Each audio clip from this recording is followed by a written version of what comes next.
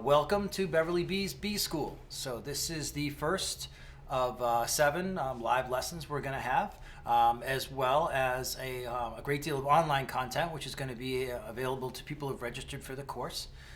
Tonight we're going to go over introductions and stuff, and go over a couple introductory lessons, tell you what the course is about, a little bit of background about what we do.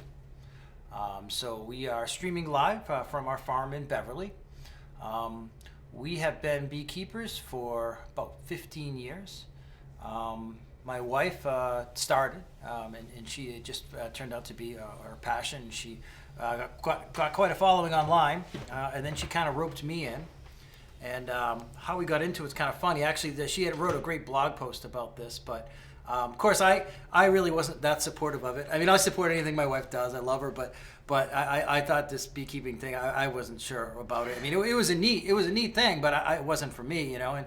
And every time I went near them, I got stung. Didn't like it, because every time I went near them, I was like, scared. And you'll learn later from our course that that's one of the first lessons you learn is you need to be calm around the bees. But one of my first real forays into it was, so we lived, our old house was kind of into the wetlands, and there was a big, huge maple tree. Well, her first year, was it first year or second year? I forget when they swarm. Was it the first year? She got everything went a little crazy with that hive, and more than like 2/3 of the hive swarmed in the middle of the summer, way up on this maple. And it was, without exaggeration, probably 50, 60 feet in the air. And so we tried everything we could. I had ladders that get me up 20, 30 feet. And of course, I was scared to even get that close to it, right? So then I called my uncle, the painter. He's got 40-foot ladders. He brought one over. Couldn't really get that close to it. I mean, get a little closer, but not much. And then we had some beekeeper friends. One of the mentors from the bee club came over. Good guy. He came over, looked at it. He's like, yeah, can't get that down. That's way too high. And he said, sorry about that, but nothing I can do, And then, my wife is in tears, because this was everything, And I was like, what am I going to do? So I started thinking, I'm like staring up at this thing, and I'm looking around. And so I got some golf balls, and I got some twine, some string. Well, I wanted to get a rope over that branch, figuring if I could get a rope over that branch, I could tug it, we could shake them down, right? But I couldn't get up there. So I tried a bow and an arrow. I tried everything. So finally, I just started throwing golf balls. And then finally, I got a golf ball looped over. And then I think I had like Cat 5 wire or something. I looped it over and I kept it until I actually got the branch up there. I got the rope around the branch. And then my wife comes out with a big Tupperware thing. And she has me in a bee suit standing underneath it, saying, shake it and we'll drop all the bees into the Tupperware. So I was showered with bees that day. But yeah. Needless to say, that's not how you catch a swarm. No, we got better after that. That's not how you do it, so we will show you the right way to do it. That's when we were brand new beekeepers. So we just told you that story to let we started with just one hive on our rooftop, and now we have a full beekeeping business. So we do this full time, my husband and I, and I also wanted to say that if any of you want to make candles and you live near Beverly, we are looking for a candle maker. Our candle making business is exploding and we can't keep up with it. So if you are good with your hands and you are artistic and you are interested in learning about how to make candles, that's pretty much what you're going to be doing, not with the bees, just making candles. Definitely send us an email at beverlybees.com because we need to hire a candle maker. Also, if you need to get bees in your local, we are selling bee packages. So you can pick those up at the end of March and April. All of that is on our website. We did if you just want honey and you love honey, we did just start a honey subscription box. So we're really excited about that, where you can get honey every week, and you can also get some of our products in that if you get the upgraded box. And one more announcement before we get started. We will be at the Copley Farmers Market every Friday this year. So if you are in Boston, come visit us on Fridays at Copley Square. We would love to see you and tell you all about bees. We might have some educational materials there or observation hive. Brian will most likely be there, but we are there every Friday from May until November. So come and check it out. Yep. So welcome. everyone. We're so happy that you have joined us, and we're going to get started now. So first, we're going to tell you just a little bit about our company, so you understand what beekeepers do. Like, what do beekeepers do? Are they just play with bees, or what do they do? Well, we do grow bees, we do raise bees, we sell bees, we have nukes that we do, which is like a small little starter hive. We sell queen bees, but we also make honey. We make a lot of honey. Our honey has won a lot of awards, 5 awards called the Good Food Award, which that's for both sustainable beekeeping, so they vet our beekeeping methods to make sure that we're doing things sustainably, we're not putting our hives near any pesticides, and then they do a blind tasting of all of the honey that's entered, and we won that award 5 times. So we have different kinds of honey that we offer. This is one from our hives in Beverly. Every time we extract honey, it's different. This is actually a crystallized honey. So honey over time will turn into like a hard substance. It's not really hard. It's kind of creamy. But this one is really, really good for like spreading on toast or something like that. So they make honey. Also, beekeepers can collect pollen. So pollen, bees collect this from flowers and you can eat it. So this is some pollen that we sell here that we get from the bees. And then also bees, they make wax with glands on their stomach. I don't know if I have that picture here, but they make wax with glands on their stomach. And then we take that wax and we render it and we make beautiful candles like this from it, right? And the beeswax candles are the slowest burning candle. So they're the slowest burning candle. They're the healthiest candle you can burn. They're the brightest burning candle, and they don't really drip or smoke. And when you burn them, they release negative ions into the air, and they bind to toxins, so they actually purify the air. So they're really healthy to burn. They're good if you have allergies or anything. Everything about bees has health benefits. Do you want to say anything about how you got started or about your background? Sure. Well, I've got a long background in sales and technology, which makes me a natural at the farmers markets. But where a lot of my skills come in is more in the practical sense. I'm a pretty skilled handyman. So that comes in handy quite a bit when you're assembling hives. Now you can buy your hives pre-built or you can put them together. It's not challenging, but it's an extra step, right? But it's good to have some practicality around tools with bees because you're always going to be maintaining them, painting them, moving them, understanding how they all fit together. And then a lot of my skills come in handy around removals. So I do a lot of bee extractions and removals from buildings and homes as well. So tell them what that means. Oh, sure. So we're going to get into a lot of the bee biology later on. So bees, the natural reproductive cycle of the bees is usually in the spring. They make a second queen. That queen is going to hatch. She's going to go out and mate, and then she's going to come back, and she's going to take half of the hive with her. Now, that's called a swarm. Now, as beekeepers, we're going to control that process. There are some signs to look for when that's happening, so we're going to control that, and that can actually be a really good thing of multiplying your hives. But a lot of times, beekeepers don't notice when there's a second queen being hatched out, and that queen hatches out, and then you get that ball of bees in the tree, right? So while they're in that tree, they're going to start sending out scout bees. It's a really fascinating process. Now, those scout bees might come to your house. They'll find a cavity in your house, march around that, come back and do a waggle dance to the swarm, and then if enough bees do that, the whole hive picks up and moves. It's wild to watch. It's like a tornado of bees. It's really cool. Well, they move in your house and they get to work. And you think about the size of a box of bees, and we'll go over that later on, but 2 foot by 2 foot, they'll make that whole thing right inside your house. So you'll end up with 50,000 bees and 50, 60 pounds of honey. So at that time, a lot of people are going to call their pesticide guy, the Orkin guy or whatever, right? That guy's going to come out and hopefully he's going to say, whoa, I can't touch them. Bees are endangered. We need to protect them.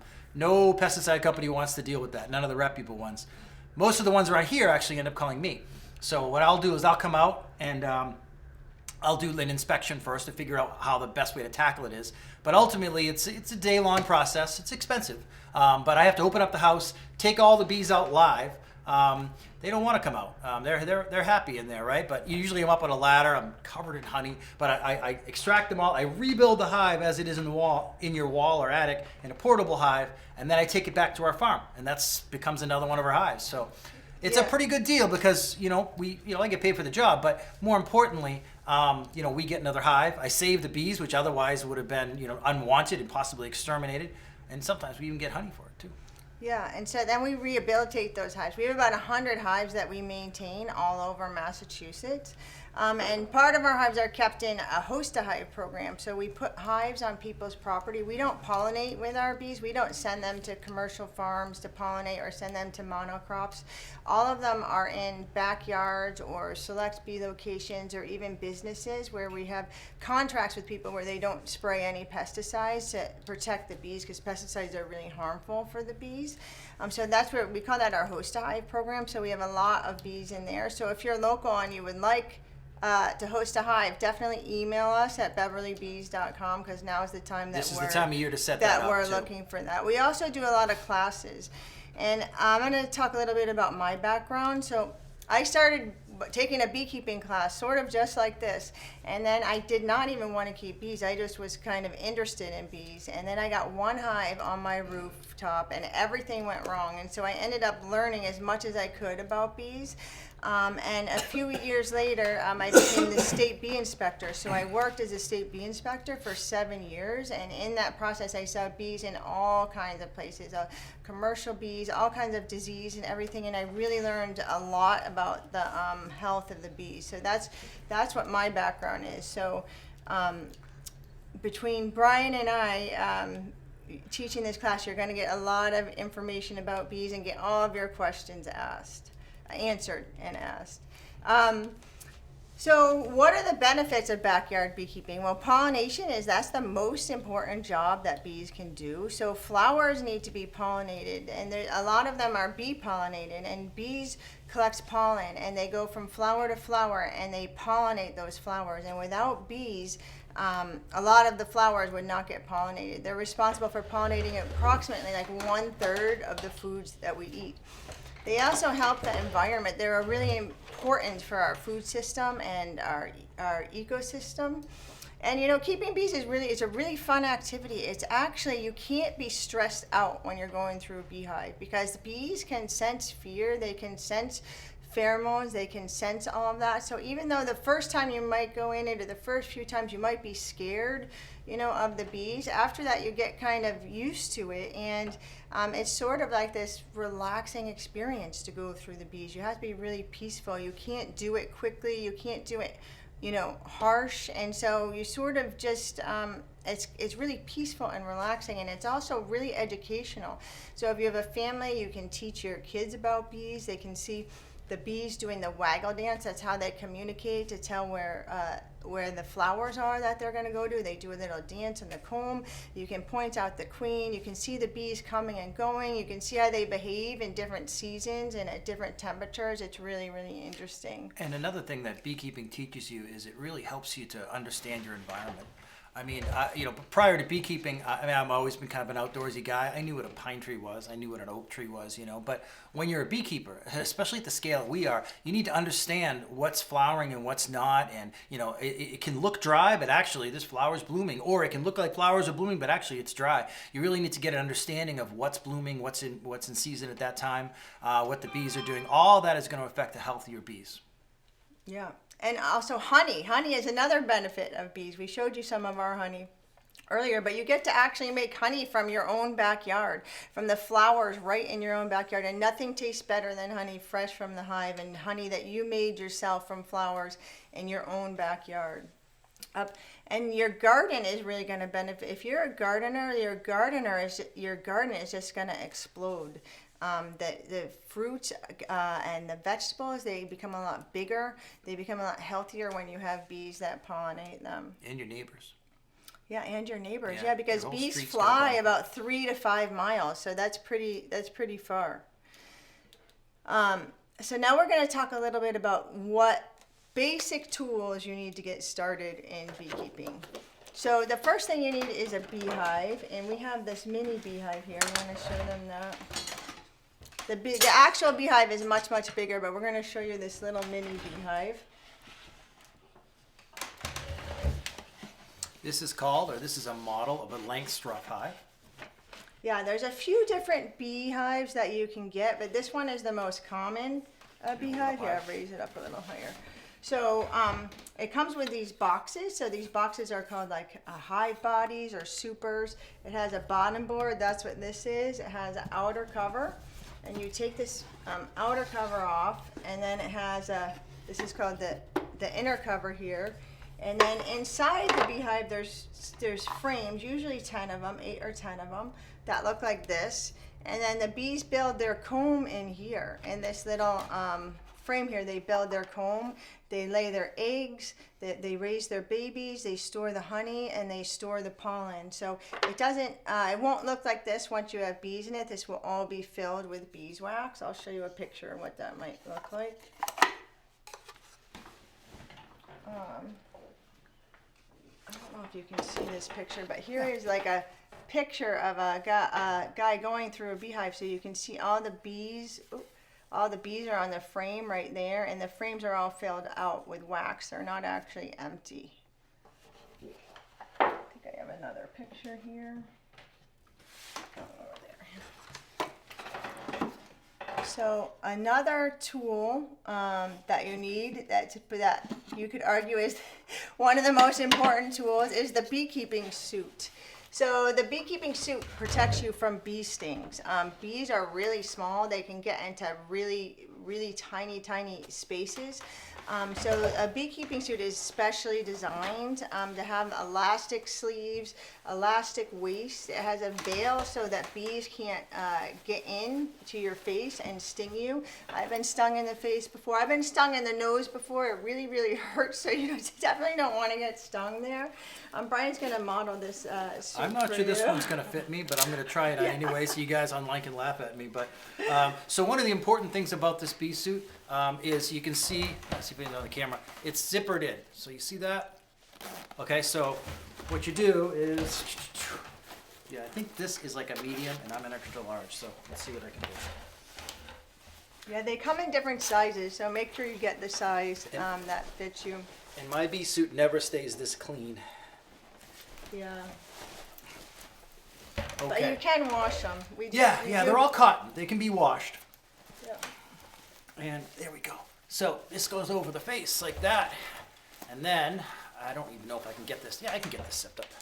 That's going to look a little silly, but that's okay. Yeah, but it has, see, elastic sleeves like this. And yeah, so the neat thing about this is if you look carefully at my neck here, so this zippers all the way up, right? So you want that zipped up. You don't want to leave it here.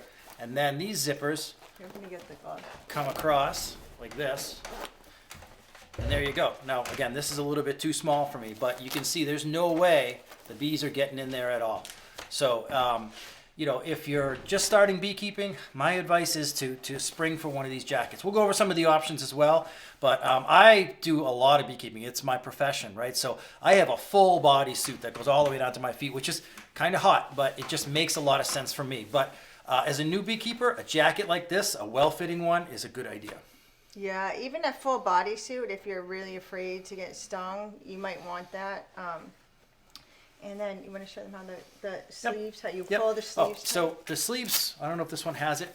Yeah, this one doesn't have it. Now, when you pick out one online, look for one that has like a little string or like a little rope here. So what you do is you take that little rope and you wrap your finger through it, so that way it'll stay cuffed. But then they're also going to have an elasticized wrist, usually Velcro, and like that. So there's very unlikely bees are going to be able to get up inside there, because that's tough when you're working, your hands are in the hive, they're going to be crawling up. So either wearing gloves or having a tight-fitting suit, and eventually you might be able to work without gloves, but that's further on down the line. We'll get to that. Put the gloves on.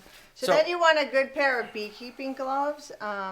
Like this, they have like a goat skin leather here, and then they're cotton up here. And the important thing is they go up really long, so they cover your, they go up your sleeve, so they cover it so the bees can't get in the gloves and go up your, because there is even a space here that they could get in.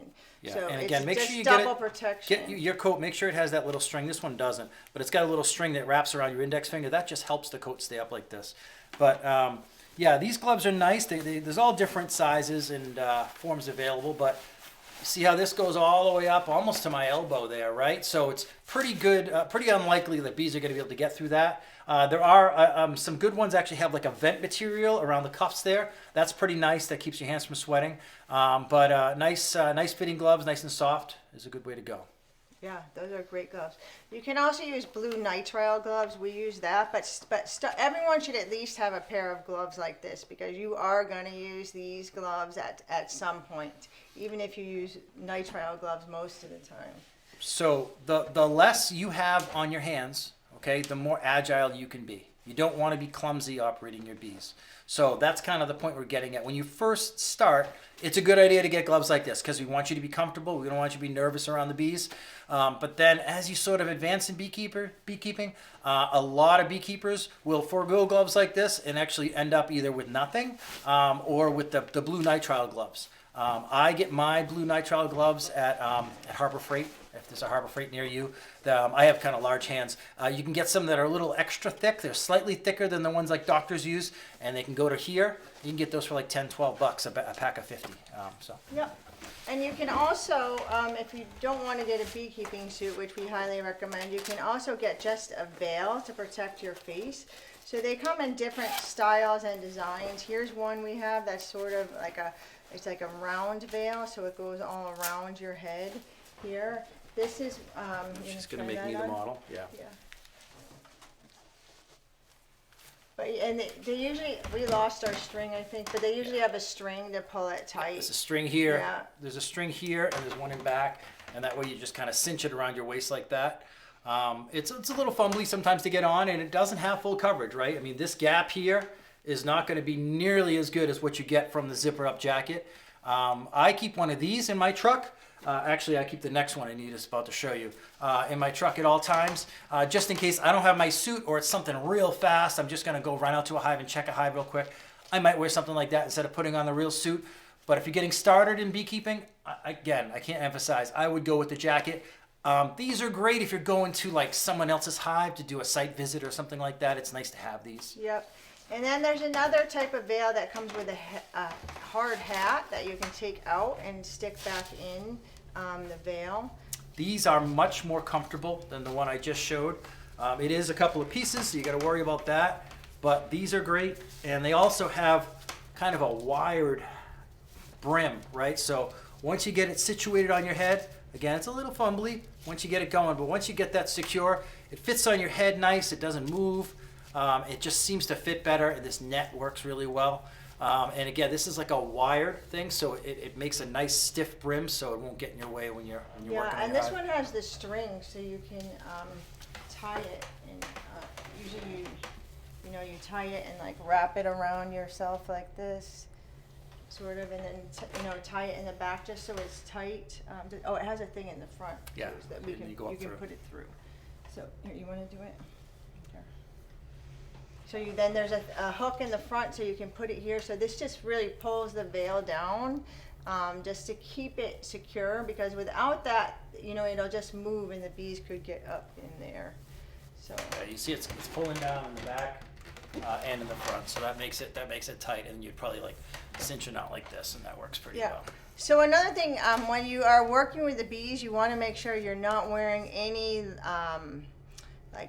perfumes or scented shampoo or scented soaps, because the bees, they communicate by chemical signals. They're called pheromones, and that can sometimes agitate them.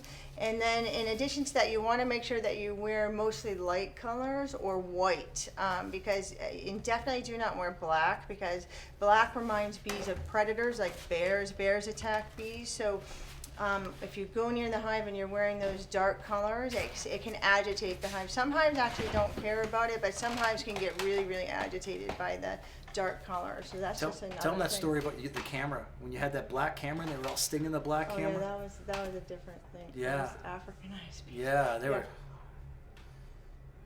Yeah, so as part of my training, I went and worked with Africanized bees in Arizona, and I was trying to take pictures, and my camera was black, and I literally, not exaggerating, it had like thousands of bee stingers stuck in the camera when I was done, and you couldn't even hear the video. You can actually go watch it. It's on YouTube, but on our YouTube channel. But you couldn't even hear the video because the bees were just attacking the camera so aggressively. So we don't have Africanized bees here up in New England, but down, in Arizona and, some of those southern states, they do have them. So we don't recommend that you work with them. So if you have a really aggressive hive, you want to requeen it. But I just did that as part of my training to learn about how to keep bees without treatment. And yeah, watch the video and you'll see what I mean. Oh, and then the boots. Talk about the boots. We'll go over different types of bees later on in another time. Later on in another lesson. Yep, and hive tools too. So another important tool is your boots. These are muck boots or off-brand muck boots. They're neoprene and they're rubber. I find I can wear these boots. I live in these boots because of my lifestyle, but except for the very coldest day in the winter and the very hottest day in the summer, these boots are great all year long. You don't have to tie them; you just drop right into them. And then if you're wearing a full body bee suit, the bee suit will either go over this or inside this. These work great. I highly recommend these. $100-$120 at a farm supply store. You should be able to get these. Muck is a brand. This is a new brand called Dry Shod. These are pretty good as well. I just bought these for my son. Yeah, they can get a little hot, but we really like the muck boots because they just go right over your pants, because you want to make sure you wear long socks.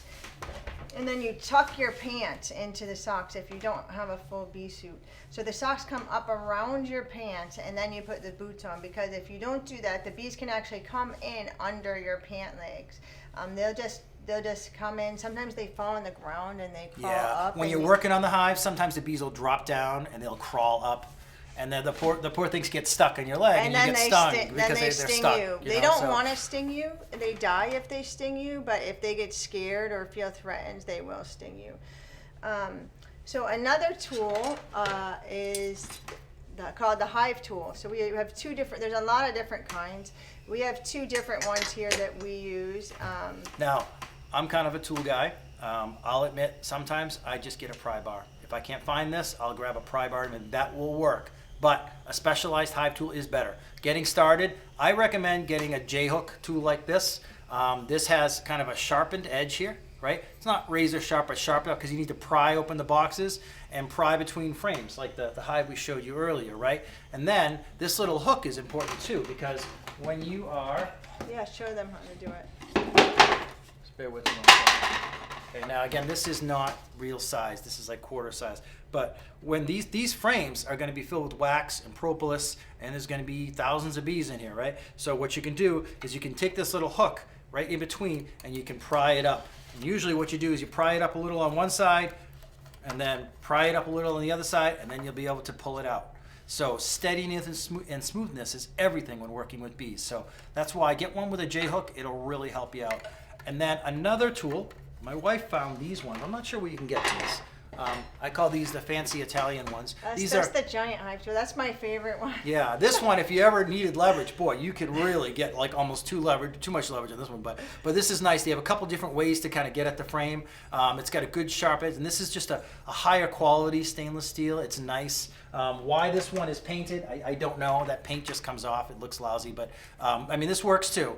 But these are a little nicer. They make all kinds of fancy ones too. In general, I say go simple is better, but make sure it's something that fits your hand. I would recommend first-time beekeepers get one. Yeah, the J-hook. That's what I would recommend too. This one is a little large, but I like it because it has two different size hooks. And then when the frames are really stuck, you can pry it together. And sometimes when you're working with hives that are not so friendly, which we do a lot because we get a lot of feral bees from bee removals and stuff, and we have to, they're not in a healthy condition, so they're not so friendly. It's better to be farther away from the hive when you take the frames out. So that's another reason I like it. And I like this one too because it's so big and shiny. When you drop this on the ground near the hive, you can find it pretty quick too. Yeah. That's another advantage of this one. I don't know how much. We could probably find a link if anybody's interested in these, but get the J-hook one. It's cheaper. I think we got that from Better Bee. All right, so the next thing we're going to talk about, let's see. Oh, the smoker. We almost forgot the smoker. That's like the most important thing. So everyone, this is a very essential hive tool, is the smoker. Let me scroll down here. Okay, the smoker. So the smoker looks like this here, and it has like a bellow here that you push to get smoke out, and then you open it up here and you can put fuel in it. You can use all kinds of different fuels. Pine needles are a great fuel to use, like old rotting wood is good. We really like to use sumac. That's actually like dried sumac is a really good fuel. Burlap is a good fuel. Punky wood. Yeah. Yeah, wood that's been like almost rotted, but it's still dry. That's good. In reality, it's a combination of everything. If you just put pine needles in, it'll be a little too smoky. It'll go out fast.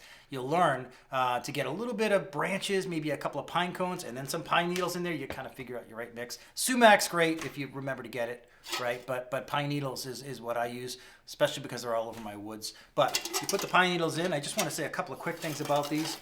So ultimately, it's a bellows, right? Okay, so you press on the bellows and it pushes air through the bottom here, okay? Then, this one's brand new, so it's not even pushed out yet, but there's a little metal guard that sits about right here. I can do it on the camera. Sits about right there above where the air comes in.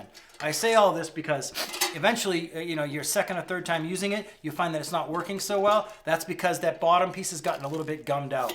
So what I do is, you go over to your fire pit or, some asphalt, because there might be embers in there. Just kind of shake it out, give it a clean. The other thing is that after a while, you'll get some gum around here. Oh, thank you. So yeah, it's got a little stand, how it sits up there. You put that down the bottom. That way it sits off there a little bit so the air can flow through it. You think like a campfire, right? But after a while, this gets gummed up, and this won't seal as well, and you'll find smoke getting all around you.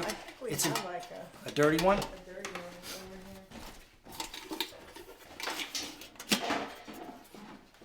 And they last for, years and years, as long as you're kept. So this is the one that's in my toolbox or in my truck all the time. This one's a little bit bigger. It's a little bit more sturdy than that other one you showed. You notice the leather's a little nicer, but it's really the same thing. But you can see it's got some pine needles in it right there. Maybe you can see it. It smells like pine needles. And you see this kind of black tar stuff. So every once in a while you get your scraper or your hive tool and just scrape around the outside, scrape around this side, and close it back up. So just maintain it a little bit, because otherwise if you get stranded and you can't make it work, you can be a little trouble, because you're always going to be smoking your bees. Almost every time you go in your hive, unless it's super simple, you're going to want to smoke your bees. Yeah, and so why do you smoke the bees? So this is probably a question some people have. So the bees communicate by chemical signals called pheromones. And when they get alarms, they release a pheromone called the alarm pheromone. And then when the other bees smell that, they get aggressive and they try to sting you. So when you smoke the bees, because what it does is it masks that pheromone. So if you accidentally, when you're opening your hive, squish a bee or make a bee upset and it releases that pheromone, the other bees will not be able to smell it. So it keeps the bees calmer.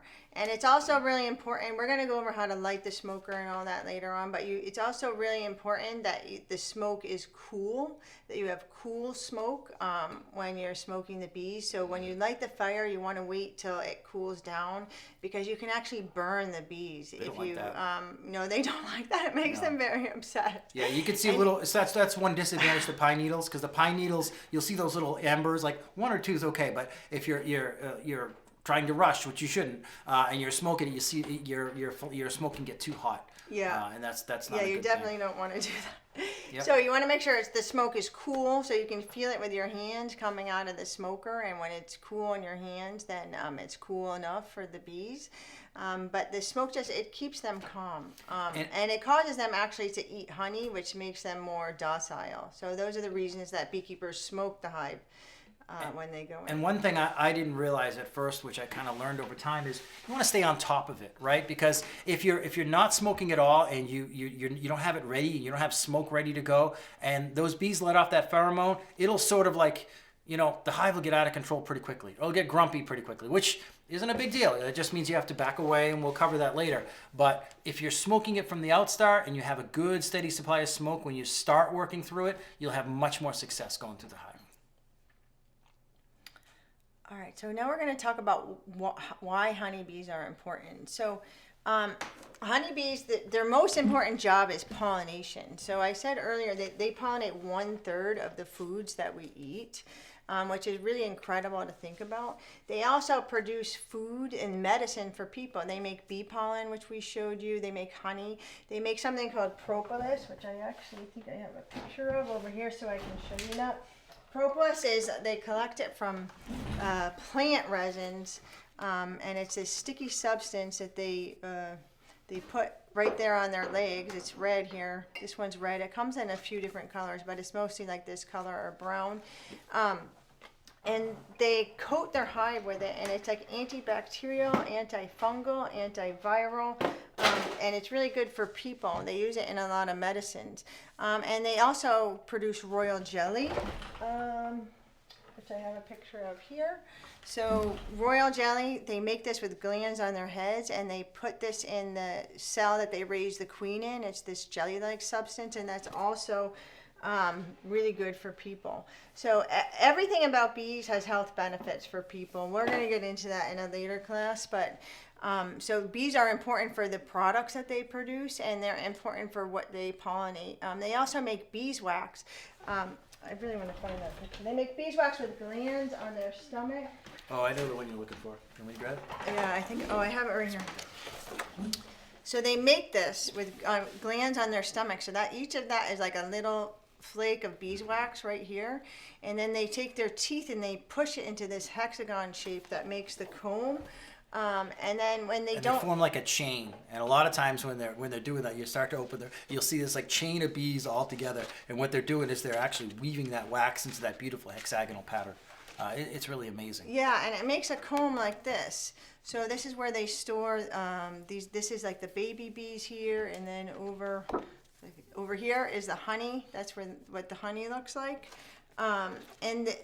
When bees don't need the wax anymore, which they don't. Sometimes they just don't need those frames anymore. Beekeepers melt them down, and then we make the candles like I showed you. You know, we make candles in all different shapes like this, or this cute little bee here. But they also are used in cosmetics. We make lip balms with them. And lotions and salves and things like that. They're used in crayons. They're used in furniture polish, soap, just so many different things beeswax is used in. And so bees pollinate. Most of the bees in the country are owned by commercial beekeepers. So the commercial beekeepers own thousands and thousands of hives. So almost all of the bees in the country are owned by commercial beekeepers compared to the number of backyard beekeepers, because they just own just a few of them. And the commercial beekeepers, they pollinate all of the food that the whole country eats, all the food that you see in the grocery store, a lot of the fruits and the vegetables and all of that. On our class, I don't have a picture of it to show on the Zoom, but if you sign up for our class, in the class you can see pictures of what like a grocery store looks like if we didn't have bees anymore. And you can see there's almost nothing in the fruit and vegetable section. But here in Massachusetts, the commercial bees, they pollinate cranberries. One of the most important crops that they pollinate is almonds in California. It's almonds are like solely bee pollinated, and almost all of the bees in the entire country have to go to the almond orchards for pollination. It's really, really incredible when you think about that. So California grows over 810,000 acres of almonds in the Central Valley, and every year 81 billion honeybees from 1.6 million hives pollinate over 2.5 trillion almond blossoms. So that's really just incredible to think about. Yeah, a lot of people don't understand that commercial pollination is absolutely vital. I mean, you know, huge monocrop farms, they might be part of the problem. That's a whole different discussion, right? But they're not going away anytime soon. I mean, you know, so what happens is when the blueberries are in bloom up in Maine, they're all trucked up in pallets, and 500 hives are going to be dropped across where these blueberries are in bloom, and they're in bloom for a couple weeks or whatever, right? Then they get covered back up, put back in the trucks, and then they move to the cranberries or to the apples, and then everybody goes out to the almonds, as Anita was saying later on. It's tough on the bees. It's tough work, but it's absolutely vital to the way we grow crops today. But not you guys. You guys are all going to have hives in your backyard, right? So you're going to have stationary hives just like the ones we have here. And these bees stay in the same place all year. They tend to be healthier than the ones. Because when you think about it, when bees are being jumped from one place to another, that's rough on them. It screws up their internal GPS. They tend to be overly medicated. Yeah, I don't want to go and too so deep into and so the bees, after they go to the almonds, they maybe move to Georgia. These same beehives that were in California for the almonds maybe move to Georgia to pollinate peaches, or Florida to pollinate citrus or strawberry. Then they may be taken to the northeast to pollinate apples and blueberries, and they might even go to Alaska or Canada where they pollinate cranberries. So they're trucked all over the country, and we have on our bee school, if you go and sign up for it, and the program, we have maps of this so you can see where actually the bees go and the cycle that they go in. And Gabrielle Douglas said she had no idea that beeswax was used for honeycombs. How interesting. Yeah, the bees are really neat. Everything about them is so neat. So yeah, we're going to go more into that later. So what would happen if bees went extinct? Okay, so bees aren't in danger of going extinct, luckily, but they are suffering. They have suffered from something you probably heard in the news of colony collapse disorder, where just millions of bees just disappeared for almost no reason, and no one really knows what it is. We have suspicions. It's a number of things, from pesticides to mites to pathogens and all of that. But if bees went extinct, let's just say, a United Nations report says that of the 100 crops that supply food to the majority of the world, 70 of them need bees to be pollinated. So nuts, berries, apples, avocados, melons, peaches, and grapes are all needed for pollination. So coffee. That's just, and coffee. If you like coffee, you're not going to have coffee anymore. And then the crazy thing is to think that not only do they do that. If bees went extinct, you would have no more dairy cows. So you wouldn't have ice cream, you wouldn't have milk, you wouldn't have steak, because bees pollinate alfalfa, which is the number one food source for dairy cows. So you don't think about how it affects the food chain down the line. So bees are really just holding up the whole food chain, because they pollinate the plants that some animals eat, and then other animals eat those animals, and other animals eat those animals, and so on and so forth. So if any of those animals die out because they live on something that bees pollinate and bees are not around, the whole food system could collapse. Another thing is you would have no more cotton, because bees pollinate cotton. So you wouldn't have, jeans and underwear, socks, made from cotton, bee suits made from cotton. I mean, the clothing industry depends on cotton. So you wouldn't have that if bees died out. Our diets would drastically change. So, we wouldn't be able to have beef. We'd be eating, things like pigs and goats and chickens, maybe potatoes and tomatoes and carrots, but we wouldn't pretty much have any fruits or nuts, all of the good things that we really, really love, or that I love, we wouldn't have. Also cooking oils like coconut and almond oil and canola and sesame oil wouldn't exist if we didn't have bees. So humans would be really malnourished. They would have to become the pollinators, and the cost of food would completely skyrocket if we didn't have bees. So that just talks about how significant they are. So if you think about that, it's just incredible to actually think about how important this one little insect is to the whole entire food chain. So bees are the most prolific pollinators. So they have about 40 to 80,000 bees in a hive. And this is just honeybees. There's also native bees, which most are solitary or have very small nests that pollinate.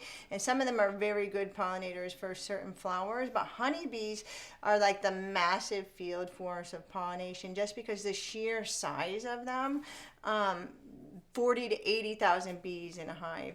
And they're loyal to one flower. So they visit about 225,000 flowers per day and 50 to 100 flowers per trip. And what they do is they go and they visit the flower, and they are covered in pollen. They have hair all over their bodies. So this is a picture actually that I took of one of our bees here. But you can see this one's on a dandelion. They really like. She won a weeds. gold medal at the fair for that I picture. did. I won an award. But you can see that the bee has its head like right in the flower, and if you can see, there's all this pollen all over the flower. It actually has its tongue in there. It's getting nectar from the dandelion. So the nectar is what they make the honey from. So the flowers make nectar and pollen. And they suck up the nectar with their tongues, and then they bring that back to the hive, and then they get their bodies covered in pollen. And they also put, that one's a little complicated. Yeah, so they also put pollen on their legs. Here you can see this one has yellow pollen on its legs there. It's called pollen sac. So they eat that. So honey is like their carbohydrate source, and pollen is their protein source. So they actually take a little bit of honey and they mix the pollen into a ball and they stick it to their legs. That's how it sticks there. And then they fly back to the hive. So they actually eat this. And then because their bodies are all covered in hair, when they go from flower to flower, some pollen falls off from the flower, and that's how the flowers get pollinated. So it's really just really it's fascinating. They even have hair on their eyeballs, which is like crazy to think about. And if you look at some of the pictures we have inside the course, one of them, my favorite ones, is from the squill. So squill is one of those plants. It's like the crocus is the first to come up around here in New England, and it's got these really delicate blue flowers that come up, little tiny things, almost the size of clover, but they come up, and but they produce blue pollen, which is really wild. And you can actually see the little bits of blue pollen coming back into the hive. It's really wild. So. And then another story I thought of. So we're very close to the ocean. It's nice. And in the summer, we like to go kayaking out to this little island. It's a short little kayak trip across the channel. And you get out there, and there's an island that's it's called Misery Island, but it's owned by a conservation company. You can't go on there just to walk around. We're out there one afternoon, we're looking around, and there's bees on like all of the flowers. And I said to my wife, I'm like, is there a hive on the island? It couldn't be. We realized, we did the math, they had to be ours, right? I mean, we've got 50 hives, but maybe a mile away, but the bees are coming off our hill, going across the street, going all the way down to the beach, going across a half a mile of ocean channel and out to Misery Island. I mean, I know bees fly several miles, but I mean, that's just really cool. It was really wild to see that. But there was a lot of beautiful flowers on there. That's why they went. Yeah, and they're undisturbed. There's no chemicals. There's nothing out there, right? It's just an undisturbed wild island out there, right? Yeah, so it's pretty amazing. So pollinators contribute more than $24 billion to the United States economy, which honeybees account for $15 billion of that. So that's really just incredible to think about that. And then we have, I'm not going to go over all this right now. But on our course, we have a whole bunch of more information about the economic value of pollinators, including bumblebees and native bees and honeybees, and it's really just fascinating to learn about all of that. I get asked to remove a lot of bumblebee nests. They're pretty interesting creatures. Bumblebees top out at about like 50 or 60 in a hive. They tend to nest in the ground. They follow chipmunks or mice or whatever. They're not nearly as prolific as honeybees, right? Honeybees are going to have 50,000, 100,000 bees in a hive. Bumbles will top out at a few dozen. And they're bigger and louder, too. Yeah. So the thing about honeybees and what makes them different from other bees is that they're social insects. So they need each other to survive. So where all other bees pretty much, all of them die out over the winter except the queen. The queen overwinters and she can produce the whole colony by herself. But in honeybees, the queen can't do anything except lay eggs. She needs all of the worker bees and everything. So in the winter, they all overwinter together as a colony. So the 40,000 bees are going to be overwintering together in this giant colony. So that's what they collect the honey for, because they eat that over the winter, and they're hoarders because they just hoard. They get as much food source as they can because they don't want to run out of anything. But at any time there's about 40 to 80,000 bees in a hive. In the summer it's about 80,000. It goes down to about 40,000 in the winter. But the queen, she can't do anything without the other bees. Each bee has a distinct job. They reproduce by swarming. Brian talked about that a little bit earlier. So when the hive is really successful, after 1 year, the next year, they will split in half and make a new hive. And then half the bees will swarm with old queen, and they'll raise a new queen in the hive, and that's called swarming. And then they go and they look for a new home. And that home is going to be either in another beehive, in a tree, that's where they would be in the wild, or sometimes, unfortunately, they go into houses, and that's where we get called in to remove them. They make their nests with beeswax that they make. They're the only bees that make beeswax like that. So that's just really interesting. So there's 3 castes of bees here. So we have this diagram here. There's the worker bee that's up top. All the workers are female, and you can see they're a little bit smaller. And then there's the queen bee, who's right here, and the queen bee she lays eggs her entire life. And then we have the drone bee right here, and the drone bee is the male bee, and he doesn't do anything except mate with the queen, and then he dies. And we're going to go over bee biology more in a later lesson. This is just a really basic overview here, but you can see the queen.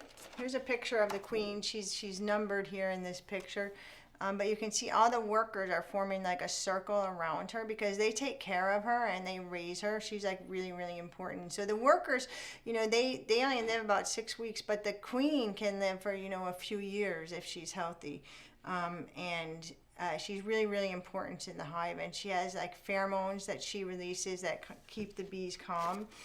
And you can see here, so the queen will lay an egg, so that's right here, and then I'm having a hard time with this camera here. So the queen will lay an egg, and then it hatches into a little larva here, and then it forms a cocoon like this, just like a caterpillar, and then the adult bee, the larva turns into adult bee, and then it hatches out from there. So here's another picture so you can see sort of like what it looks like in the beehive, from the egg to the little larva, and then the larva gets bigger, and then it turns into a pupa. And then at the end, you can, over here, you can see the adult bee that's about to hatch out. And then one more thing that's really, really interesting I wanted to show you guys. So the queen goes on one mating flight like her entire life, and she mates with drones, a number of drones actually, and then she stores it in her, she has a little organ that she stores the sperm in, that then she releases onto the egg to get a fertilized egg, and she mates with the drones in the air. So this is actually like a picture of the queen mating with a drone up in the air. They mate like high up in the air. It's really, I just thought that was you never get to see really that. Interesting. You don't ever get to see that. We don't really just see happens that. somewhere up in the air. And then the poor drone, he's got a hook on the end of his, and when he's done, he's done. He just falls to his death. It's the life of a drone bee. Yep. And the queen lays about 2,000 eggs a day. She lays one egg about every 45 seconds. That's just really and determines the sex of each egg when of. she's laying it. So she chooses whether she wants to lay a female egg, whether she just lays an egg, it turns into a drone, or she mixes sperm and egg together, and that turns into a female. Yep. And the boy bees, so the worker bees only live about 4 to 6 weeks, and there's about 60,000 of them in the hive, and they're all female, but they can't lay fertilized eggs. Only the queen can, because the queen is fed a special diet of royal jelly, which makes her reproductive organs fully functional.